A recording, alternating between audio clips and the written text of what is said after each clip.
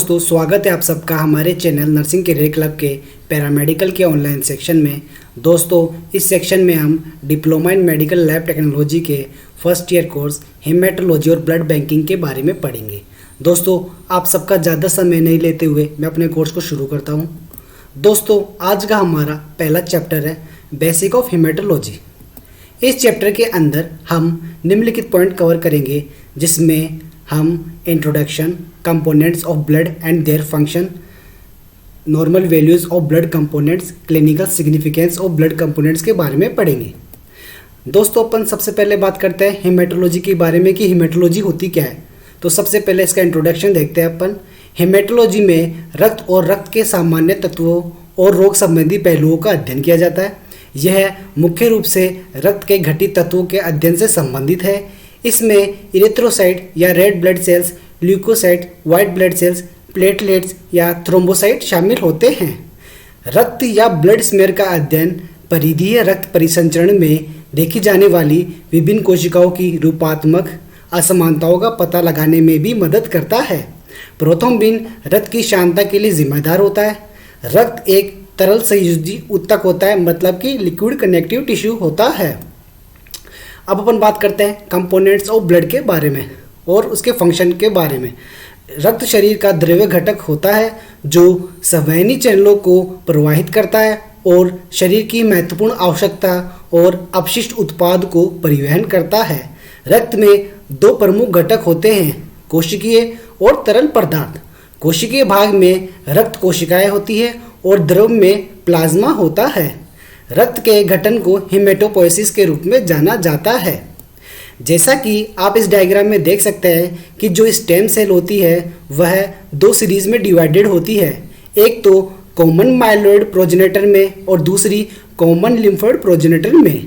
अब जो common myeloid progenitor होती है वह प्लेटलेट, आरबीसी, डब्ल्यूबीसी के भाग जैसे न्यूट्रोफिल्स, इओसिनोफिल्स, बेसोफिल्स और मोनोसाइट के निर्माण के लिए जिम्मेदार होती है। और इधर जो कॉमन लिम्फोइड प्रोजेनेटर होती है वह नेचुरल किलर सेल या प्राकृतिक मारक कोशिका और लिम्फोसाइट जैसे कि टी लिम्फोसाइट, बी लिम्फोसाइट के निर्माण के लिए जिम्मेदार होती है। बी लिम्फोसाइट प्लाज्मा सेल का निर्माण करती है। यह संपूर्ण प्रक्रिया अस्थि मज्जा या बोन मैरो के अंदर होती है। अब अपन बात करते हैं इरेथ्रोसाइट के बारे में। इसमें इरेथ्रोस का मतलब होता है रेड, साइटोस का मतलब होता है सेल्स। इरेथ्रोसाइट गैर न्यूक्लियोटाइड कोशिकाएं होती है, मतलब कि इनमें नाभिक नहीं पाया जाता है।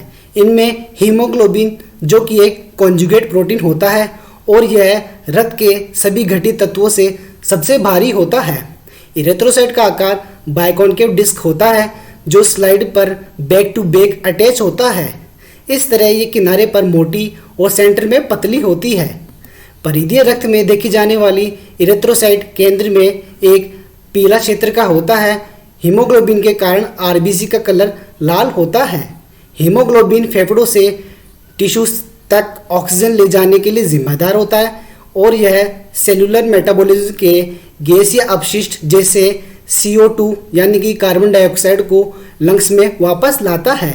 इरेथ्रोसाइट की आंतरिक सांद्रता लगभग 0.85% सोडियम क्लोराइड के बराबर होती है। अगर आरबीसी को पानी में डाला जाए तो उसमें एंडोऑस्मोसिस की प्रक्रिया होती है, जिसके कारण आरबीसी फूल जाती है और इसकी झिल्ली टूट जाती है और हीमोग्लोबिन बाहर निकल जाता है। इस प्रक्रिया को हीमोलाइसिस कहा जाता है। इसके विपरीत यदि इरेथ्रोसाइट सोडियम क्लोराइड जैसे 2% NaCl के सांद्रित विलयन में गिराए जाए तो एक्सोऑस्मोसिस यानी कि कोशिका से पानी निकल जाता है, उसके कारण यह सिकुड़ जाती है। आरबीसी का निर्माण इरेथ्रोपोएसिस के रूप में जाना जाता है। जैसा कि डायग्राम में दर्शाया गया है कि जो हीमोसाइटोब्लास्ट सेल होती है वह एक स्टेम सेल होती है जो आगे चलकर प्रो इरेथ्रोब्लास्ट का निर्माण करती है। प्रो इरेथ्रोब्लास्ट आगे चलकर अर्ली इरेथ्रोब्लास्ट का निर्माण करती है। अर्ली इरेथ्रोब्लास्ट आगे चलकर लेट इरेथ्रोब्लास्ट का निर्माण कराती है। फिर यह नॉर्मोब्लास्ट का निर्माण करती है। बाद में यह रेटिकुलोसाइट का निर्माण करती है जो कि एक इमेच्योर आरबीसी होती है। इसके बाद यह आरबीसी यानी कि इरेथ्रोसाइट का निर्माण करती है। आइए अब अपन बात करते हैं ल्यूकोसाइट के बारे में। इसमें ल्यूकोज का अर्थ होता है वाइट, साइटोज का मतलब होता है सेल। ल्यूकोसाइट और वाइट ब्लड सेल न्यूक्लिएटेड कोशिकाओं का एक समूह है जो रोगजनक रोगाणुओं के आक्रमण के प्रतिरक्षा में शरीर की रक्षा प्रक्रिया में सहायता करती है। रक्त परिसंचरण में पाए जाने वाले दो प्रकार के ल्यूकोसाइट होते हैं, ग्रेन्युलोसाइट और एग्रेन्युलोसाइट। ग्रेन्युलोसाइट मुख्यतः 3 प्रकार के होते हैं, जिसमें न्यूट्रोफिल्स, इओसिनोफिल्स और बेसोफिल्स होते हैं। एग्रेन्युलोसाइट मुख्य रूप से 2 प्रकार के होते हैं, लिम्फोसाइट और मोनोसाइट। जैसा कि आप चित्र के माध्यम से समझ सकते हैं कि ये सभी WBC कोशिका के भाग हैं, जिसमें neutrophils, eosinophils, basophils, lymphocyte, monocyte को दर्शाया गया है। आइए अब अपन बात करते हैं न्यूट्रोफिल्स के बारे में। यह एक प्रकार की सफ़ेद रक्त कोशिका यानी कि WBC होती है। इसमें अन्य प्रकार के संक्रमण से बचाती है। ये हमारे शरीर में लगभग 40% से 60% वाइट सेल्स का निर्माण करती है। बैक्टीरिया के संक्रमण का अनुभव होने पर घटनास्थल पर आने वाली पहली कोशिका होती है। आप इस चित्र के माध्यम से समझ सकते हैं जो न्यूट्रोफिल्स है उसमें बहुखंडीय नाभिक होते हैं और न्यूट्रोफिल का जो साइटोप्लाज्म होता है वह फाइन ग्रेन्यूल से घिरा हुआ होता है। आइए अब अपन बात करते हैं इओसिनोफिल्स के बारे में। इओसिनोफिल्स प्रतिरक्षा प्रणाली की एक विशेष कोशिका होती है। इस pro inflammatory white blood sales में आमतौर पर 2 लोब होते हैं, जिसमें 2 लोब होते हैं और साथ एक नाभिक होता है और साइटोप्लाज्म लगभग 200 बड़े ग्रेन्यूल से भरा होता है, जिसमें एंजाइम और प्रोटीन विभिन्न ज्ञात और अज्ञात होते हैं कार्यों के साथ काम करते हैं। इस चित्र में इओसिनोफिल को दर्शाया गया है जिसमें 2 लोब पाए जाते हैं। अब अपन बात करते हैं बेसोफिल्स के बारे में। बेसोफिल ग्रेन्युलोसाइट है। व्हाइट ब्लड सेल्स के इस समूह में एंजाइम से भरे दाने होते हैं। यदि संक्रमण का पता चलता है और यदि एलर्जी की प्रतिक्रिया या अस्थमा का दौरा पड़ता है तो ये एंजाइम जारी किए जाते हैं। ये अस्थि मज्जा से उत्पन्न और परिपक्व होते हैं। यह डायग्राम बेसोफिल्स का है, जिसमें एस आकार का नाभिक होता है और इसके साइटोप्लाज्म में कोर्स ग्रेन्यूल्स होते हैं। अब अपन बात करते हैं लिम्फोसाइट्स के बारे में।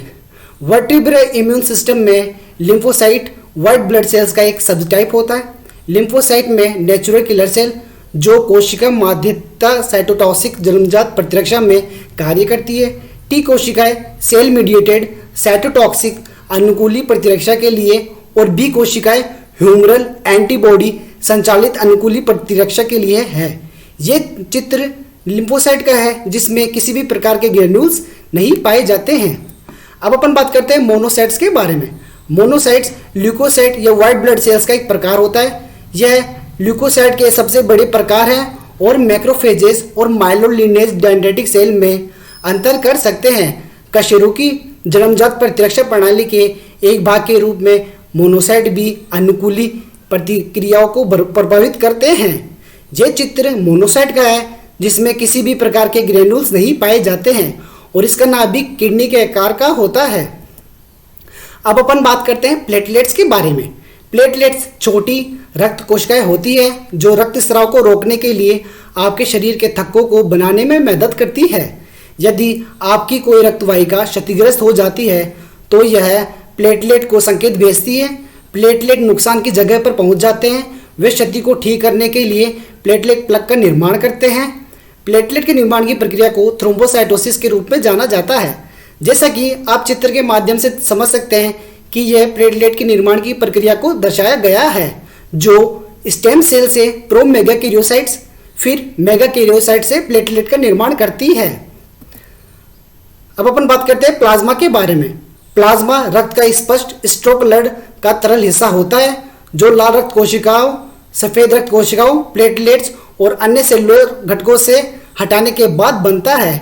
यह मानव रक्त का सबसे बड़ा घटक है जिसमें रक्त का लगभग 55% शामिल होता है और इनमें पानी, लवण, एंजाइम, एंटीबॉडी और अन्य प्रोटीन शामिल है। आप इस चित्र के माध्यम से समझ सकते हैं जब आप रक्त को ट्यूब यानी कि एंटीकोगुलेंट से कवर की गई है उसमें रखकर उसे आप अपकेंद्रित या सेंट्रीफ्यूज करते हैं तो जो ब्लड होता है वह 2 भाग में डिवाइडेड हो जाता है। जो नीचे वाला भाग होता है उसे ब्लड सेल्स होती है और जो ऊपर वाला पोर्शन होता है उसे प्लाज्मा कहते हैं।